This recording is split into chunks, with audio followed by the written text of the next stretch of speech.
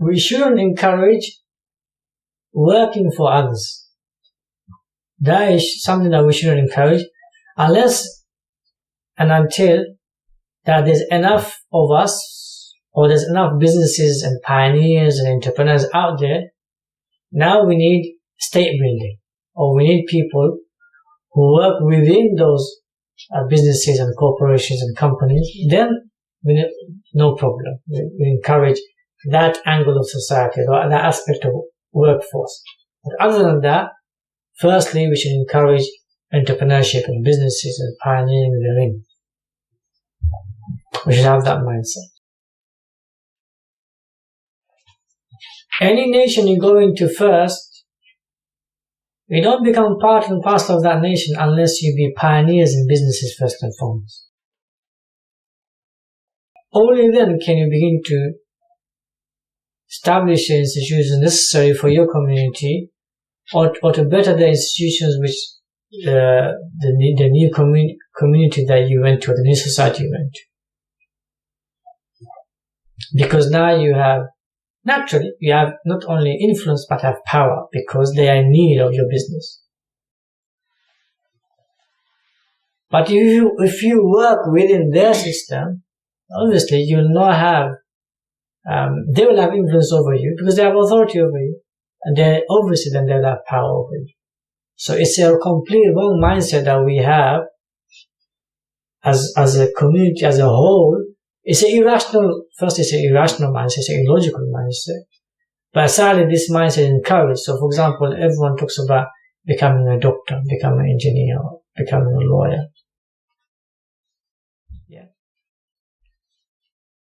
Now, there's nothing wrong with these professions per se, but the mindset is wrong. Why? Because you're now working, or you're trying to get your talents and your professions within already a system.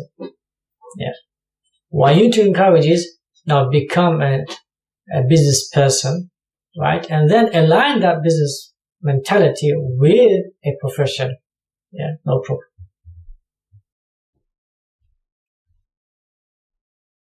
So you're free, you're independent financially. Yeah, I hope the mindset is clear, yeah? And this is with every nation when they go into, or any community when they go into another nation, another community. Yeah, this is the mindset they have. It's a survival mindset. Yeah, it's a necessity mindset. You must have that. Otherwise, the other community will influence you, and then they'll keep you intact. Yeah, it's natural. Doesn't matter how well off you become, how prosperous you become, you'll always be the working class.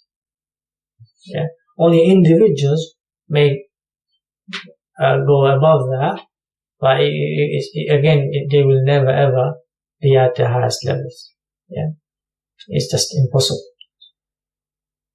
Thereby, that mindset we have to change. We have to push the mindset of entrepreneurship and business, right? Independence in finance, rather than the mindset we push of just becoming doctors without the bird's eye view of being a doctor, or being an engineer, or being a lawyer, or barrister, yeah, or being a dentist, or even being a politician. All of this should be secondary, not primary. The primary focus should be we all become independent financially.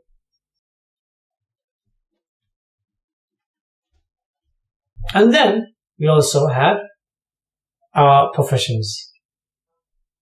To be honest, if you ask me a question, is that the general mindset even if we are within a Muslim state? Or even if we are within our state? The answer is yes. Yeah. So for example, Prophet ﷺ and the Sahaba, they had a profession of the state, but they were all what? Business people. All of them. Write that down. Yeah. So they had the profession of the state. Yeah. One was alim, one was qadi. Yeah, one was within the lieutenant, one was an army officer, one was advisor. They had all this. These are professionals of the state. Yeah, one was medical doctor, raqib, or medical doctor, spiritual doctor. All of these, they were professionals of the state, but they were all at the same time what? Business people. They were either trading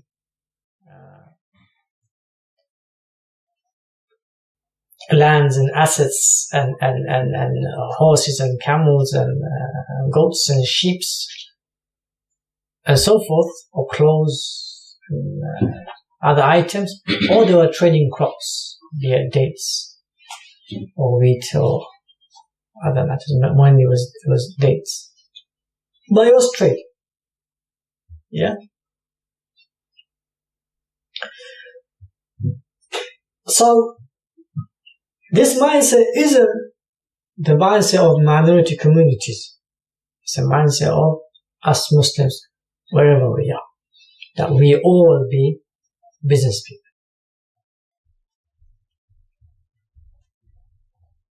We have that mindset. It is the greatest mindset, not only for survival, but attaining the prosperity of the dunya in an unimaginable way, unperceived way. Also, the mind closes at a level of innovation and creativity when you do not have the business mentality. The mind closes. That's Allah subhanahu wa ta'ala, even in the deen, when He wanted to inspire us from A to Z, He gave the mindset of tijara.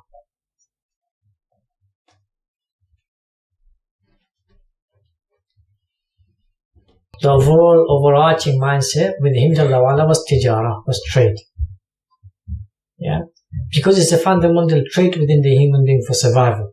Yeah, and it takes you to a level where you attain unimaginable prosperity, not only for yourself, but for others. So, we all need to have the mindset of becoming a businessman, becoming an entrepreneur, and sometimes even becoming a pioneer therein, leading the way, first one to do it. Yeah. Once we start having that mindset, a lot of benefits come out from there. Firstly, cash flow. One of the amazing dynamic things about the Islamic economic system is that the cash moves from person to person. It never is saved somewhere. It's never in someone's hands and it's piling up. It's always flowing. It moves from person to person. So there's a steady cash flow from all over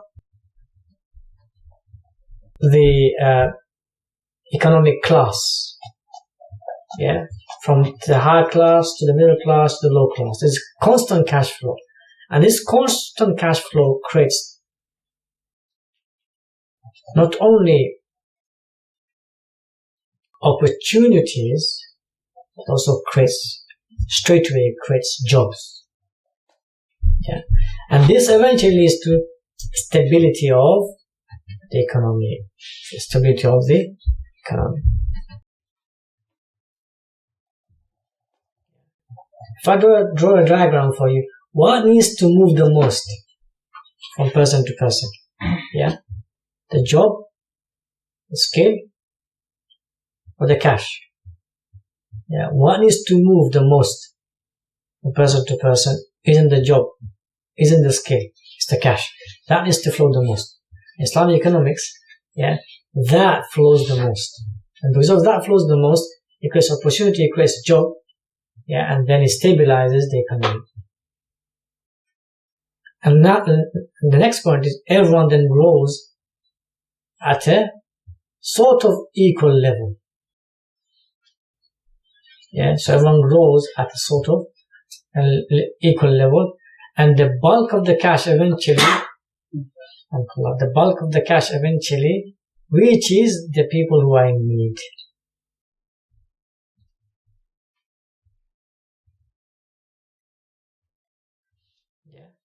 because the cash is constantly moving.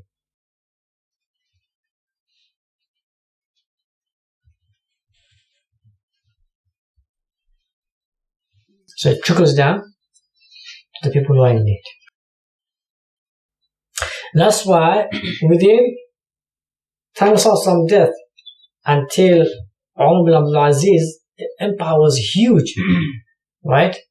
But since some conquered Hunayn, there was no poverty and destitute within the Muslim Ummah, right? There could have been a famine, that's exceptions, but generally there was no poverty and so forth in terms of man-made poverty. And time of Umar bin Abdul Aziz, right, and others, they want within the Ummah, local or even national or international within the Ummah, they want people there needy to take zakat.